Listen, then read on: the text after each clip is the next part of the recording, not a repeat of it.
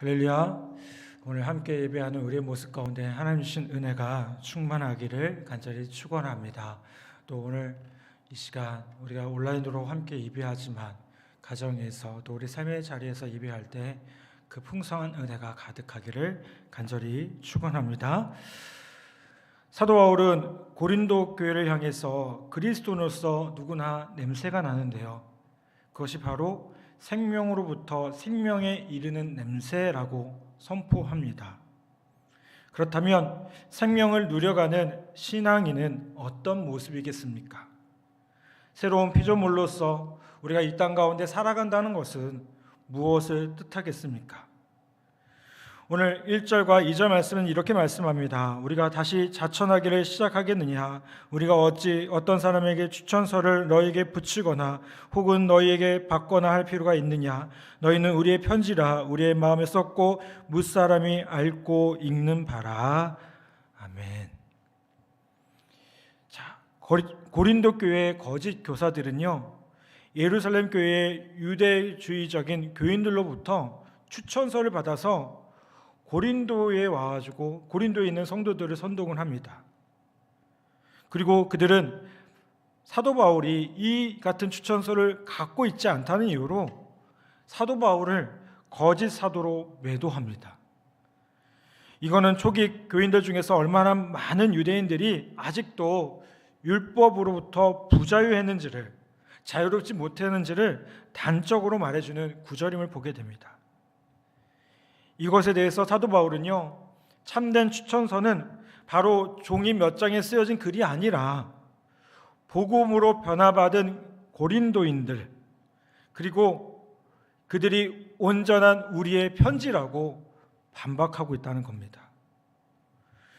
여러분, 사실 어거스틴 이후로 마틴 루터, 존 칼빈에 이르는 종교개혁의 핵심은 뭘까요? 복음의 형식 이면에 있는 그 본질을 회복하려는 것입니다. 이방인의 사도로서 부름받은 사도 바울은요, 사도로서의 어떤 완전한 증거는 서류가 아니라 변화된 사람들, 그리스도의 편지라고 불릴 만한 그 변화된 사람들, 그들이 아니겠느냐라고 담대히 항변하고 있다는 겁니다. 어떤 면에서 시스템이 완비된다는 것과 제도화된다는 것은요, 긍정적인 면도 있지만 반대로 어떨까요? 다이나믹한 역동성과 처음 출발할 때의 그 의미가 퇴색될 수 있음을 보게 됩니다. 기독교 역사상 성교와 또 교회의 본질에 가장 충실하게 나타났었던 때가 언제일까요? 아이러니하게도요, 그 많은 성도들이 가장 큰 박해를 받는 대박해, 그 시절이었다는 겁니다. 그런데 모든 시련과 어려움이 사라지고 기독교가 이제 로마의 국교가 되었을 때 나타난 현상은요, 교회가 더 성장하고 본질을 찾아가는 것이 아니라 어떻게 됐을까요? 선교에 있어서 쇠퇴가 일어났고요, 교회의 제도권 안으로서 전통이 우선시되는 모습을 낳게 됩니다. 그래서 여러분, 진정한 교회는요, 개혁되어진 교회가 아니라 개혁되어 가고 있는 교회라는 것을 다시 한번 생각하게 해요. 여러분, 복음의 핵심이 무엇일까요? 복음의 핵심은요, 사람이에요. 사람을 살리고 사람을 격려하고 그 사람이 변화되는 것에 복음의 초점이 있습니다. 자, 그러면 교회의 제도와 조직이 필요 없다는 얘기일까요? 그렇지 않아요. 교회의 조직 제도는요, 뭘 해줘야 될까요? 이런 사역들을 돕는 면에 있어서 필요한 거예요. 사람들을 살리고 사람들을 격려하고 그 사람들이 변화되어지고 하나님의 자녀로서 그리스도의 제자로서 세워지는 그 일을 위해 교회의 제도와 조직은 필요한 거예요. 그런데 그것 자체가 목적이 될 수가 없다는 거예요. 미국 텍사스에 가면 이런 교회가 있답니다. 그 교회에서는요, 전통적으로 부활절 전후로 교회에서 세족식을 거행한다고 합니다. 목사님이요, 장로님들의 발을 씻겨주는데 알고 그러시는지 모르고 그러셨는지 꼭 어떻게 했냐면 왼발부터 씻겨줬대요. 그때 한 장로님이 이렇게 얘기합니다. 목사님 이번에는 오른발부터 씻겨주시오 라고 얘기를 했대요. 근데 목사님 생각할 때 이게 왼발이든 오른발이든 그게 중요한 게 아닌 문제잖아요. 그렇게 생각해서 그냥 그 다음에도 어떻게 하냐면 왼발부터 씻겼답니다. 목사님 대단하죠, 그렇죠? 장로님은 그랬으면 한 번 들어보시면 하는데, 근데 그래도 왼발부터 씻겼대요. 이것에 대해서 이 장로님이 화가 나가지고 견디지 못해서 교회에서 나와서 빤히 보이는 곳에 교회를 개척했는데 그 교회 이름이 뭐냐면 오른발 교회였다고 합니다. 여러분, 이게 세조식 하는데 오른발이 중요하냐 왼발이 중요하냐, 이거 중요한 문제가 아니잖아요. 이게 뭘 씻느냐가 중요한 게 아니잖아요. 본질이 뭐예요? 그 세족식을 통해서 우리가 무엇을 생각하고 예수님이 왜 그 세족식을 했는지에 대한 그 의미들을 생겨야 되는데 뭐가 중요한 거예요? 왜 내 얘기 안 들어줬어? 이 생각만 하고 있다는 거죠. 여러분, 전혀 복음의 본질과는 상관없는 형식과 제도를요, 신앙 고백의 문제로 생각하는 어리석음, 그것이 초심으로부터 얼마나 우리를 멀리 떠나왔는가를 깨닫게 하는 대목임을 보게 됩니다. 여러분, 복음의 본질이 뭐예요? 제가 앞서 말씀드린 것처럼 사람을 살리는 일이에요. 영혼을 구원하는 일입니다. 우리가 왜 교회라는 것이 존재합니까?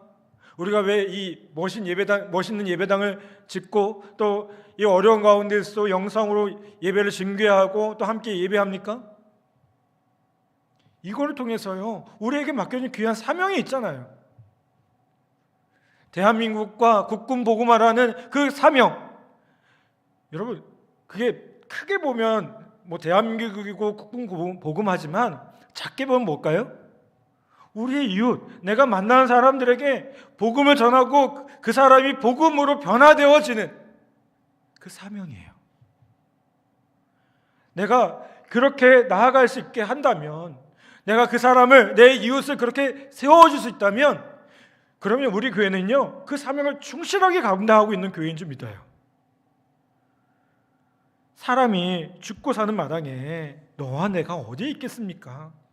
일단은 살리고 봐야 하는 거 아닙니까? 중요한 게 뭘까요? 우리 너무나도 잘 압니다.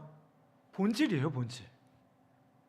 우리가 그 본질을 추구해야 되고요, 그 본질을 다시 한번 회복해야 될 줄 믿어요. 여러분, 우리가 신앙생활하면서 얼마나 이 많은 본질들을 놓치고 있습니까? 본질 아닌 것에 마치 우리의 신앙의 모든 것들을 걸고 있어요. 여러분, 사소한 것에 목숨 걸지 마세요. 사소한 것에 목숨 걸지 않기를 바랍니다. 정말 중요한 것이 무엇인지, 우리가 그리스도인으로서 먼저 생각하고 붙들어야 할 것이 무엇인지를 다시 한번 생각해보고 그것을 붙드는 귀한 은혜가 있기를 간절히 바랍니다. 이제 3절에서 또 이렇게 얘기합니다. 너희는 우리로 말미암아 나타난 그리스도의 편지니 이는 먹으로 쓴 것이 아니요 오직 살아계신 하나님의 쓴 것이며 영으로 쓴 것이며 또 돌판에 쓴 것이 아니요 오직 육의 마음판에 쓴 것이라. 아멘. 생명의 영이신 성령께서 복음으로 변화된 그리스도인 그들을 참된 의미의 편지, 그리스도의 편지로 삼으셨습니다. 그것은요, 율법을 주장한 사람들이 이야기하는 것처럼 단지 돌 위에 새겨진 몇 마디 글과는 차원이 다르다는 거예요. 왜요? 오늘 말씀을 보면 뭐예요? 오직 마음판에 새겨진 영혼의 글이기 때문에 그래요. 자, 여러분, 율법이 존재한 이유가 뭘까요? 율법의 기능이 뭐죠? 우리가 바울의 편지를 읽다 보면 참 중요하게 얘기하는 게 뭐냐면 복음과 율법의 관계예요. 율법은요, 우리로 알고 뭘 깨닫게 해요? 죄인됨을 깨닫게 합니다. 이 율법을 통해서 그 율법에 비춰보니까 우리가 어때요? 너무나도 부족한 존재들이에요. 여러분, 율법의 의롭다함을 얻을 수 있는 사람이 있습니까? 없습니까? 없어요. 그래서 로마서에서 뭐라고 얘기합니까? 의인은 없나니 하나도 없다라고 말씀하죠. 우리 모두는 다 죄인이에요. 율법의 기준에 의하면 우리는 다 죄인입니다. 맞아요. 저 역시 죄인이고요. 여기 있는 우리 모두, 예배한 모두 율법의 기준에 의하면 죄인이에요. 왜요? 여러분, 율법에 얼마나 많은 기준들이 나옵니까? 여러분, 우리가 날마다 말씀을 묵상하며 그 말씀 앞에 나아갈 때 어떤 것을 느낍니까? 우리 스스로의 부족함을 느끼죠. 나는 이것도 하나님의 자녀된 자로서 살아가는데 아직도 연약한 모습들이 내 안에 있구나. 말씀 앞에 비춰보니까요, 아직도 내 안에 이 연약함들이 있구나. 제가 요즘에 마태복음을 새벽 예배 때 하면서 참 많이 와닿는 게요, 예수님이 바리새인들 향해서 외식하는 자라고 막 뭐라고 하시거든요. 그런데요, 저는요, 그 말씀이 저한테 들려지는 말씀 같아요. 내가 이렇게 외식하고 있는 존재구나. 겉으로만 목사 같고 겉으로만 신앙인 척하고 있구나. 속은 전혀 그렇지 않은데 그저 종교인으로서 살아가고 있지는 않은가, 제 스스로를 점검하게 돼요. 여러분, 이건 우리 모두의 고백 아니겠습니까? 내가 신앙생활 잘하고 있다 생각하십니까? 내가 하나님 보시기에 정말 부끄럽지 않은 모습으로 살아오고 계십니까? 여러분, 사실 우리 너무나도 부족한 존재 아니겠습니까? 그래서 뭐가 필요한 겁니까? 은혜가 필요한 거예요. 율법의 기준으로는 우리가 의롭다함을 얻을 수가 없기 때문에 우리에게 뭐가 필요하면요, 복음이 필요하고 은혜가 필요한 겁니다. 십계명 서두에도 보면 이렇게 말씀합니다. 나는 너를 애굽 땅 종되었던 집에서 인도하여 낸 내 하나님 여호와니라 라고 말씀하고 있어요.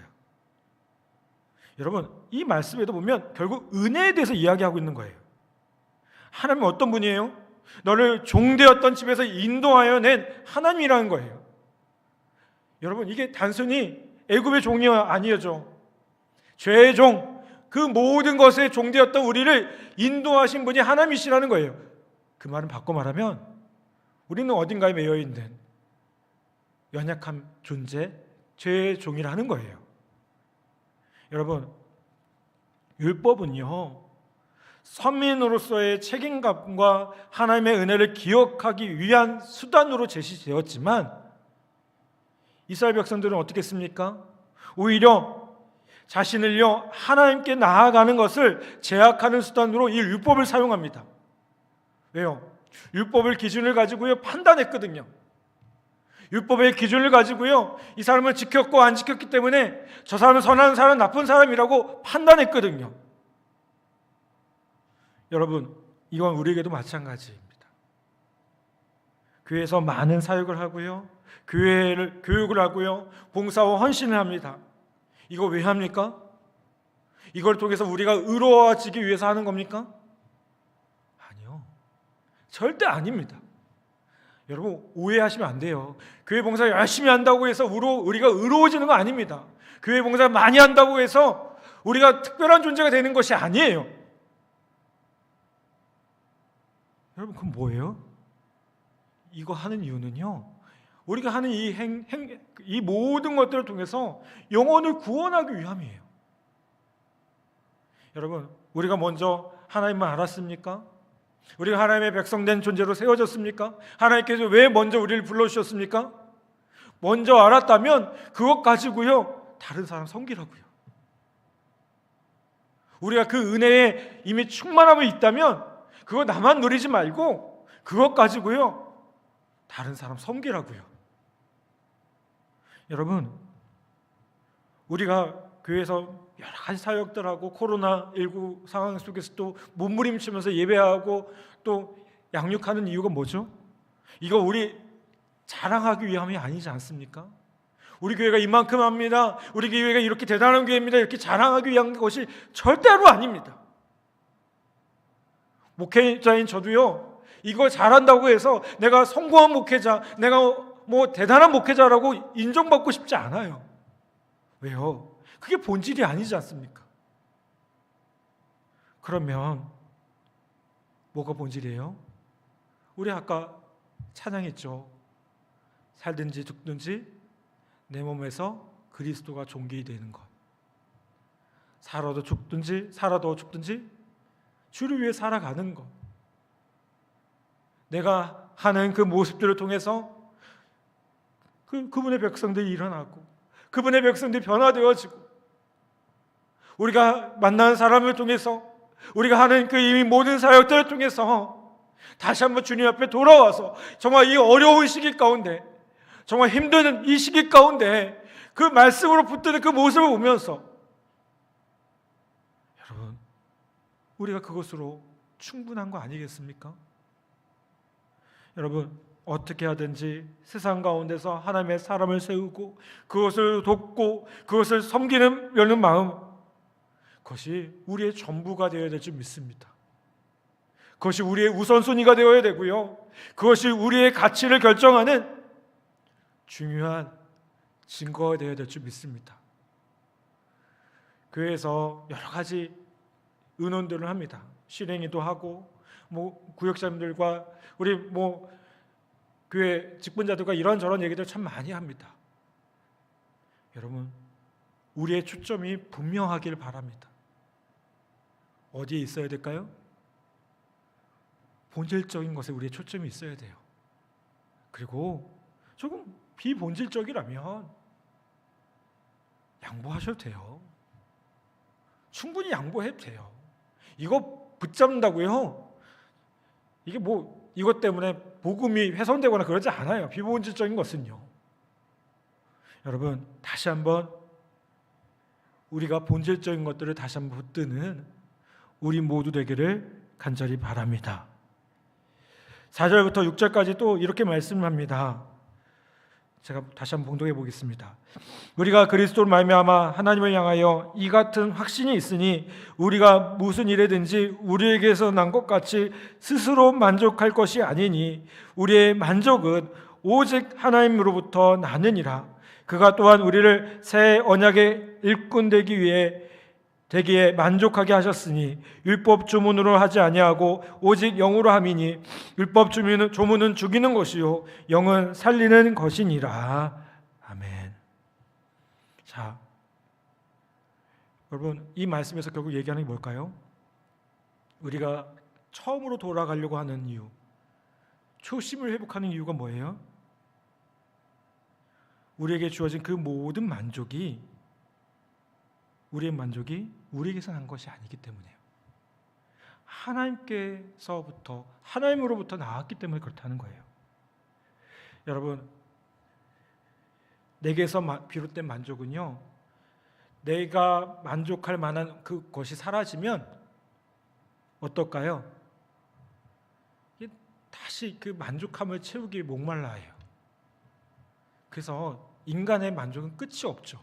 인간의 욕심이 끝이 없는 것처럼 만족도 끝이 없는 거예요. 그렇지 않습니까? 여러분, 뭔가 한다고 해서 만족이 되신가요? 공부한다고 해서, 여러분 여기 과정 중에 학위 과정 있는 분들, 그 공부라는 게 만족감이 있습니까? 아니요, 없어요. 끝이 없어요.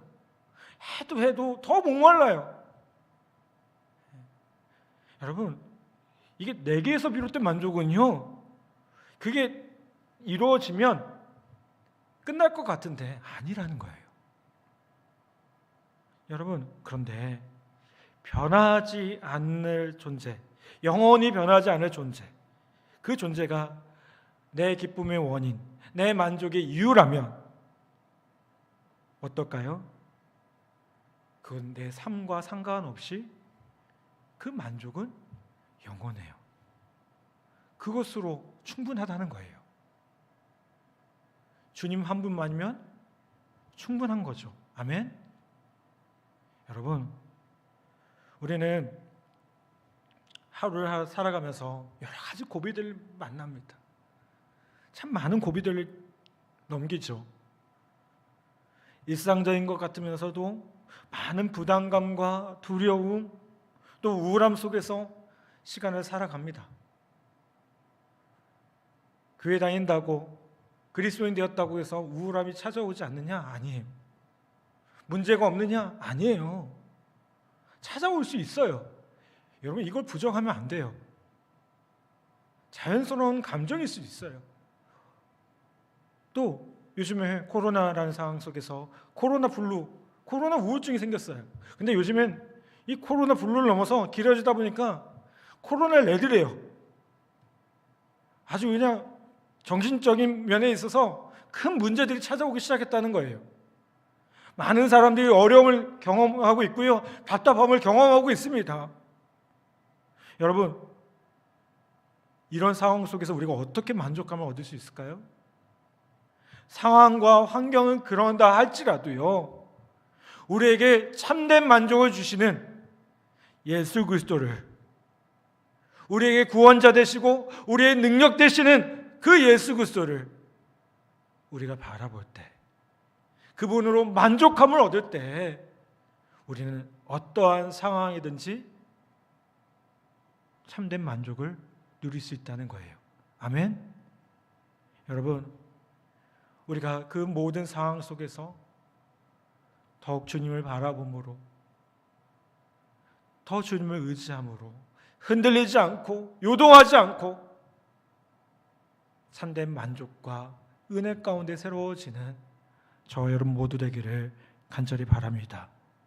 사랑하는 여러분, 오늘 말씀은 우리가 사역하고 있는 또 살아갈 이유에 대한 아주 근본적인 도전을 하고 있어요.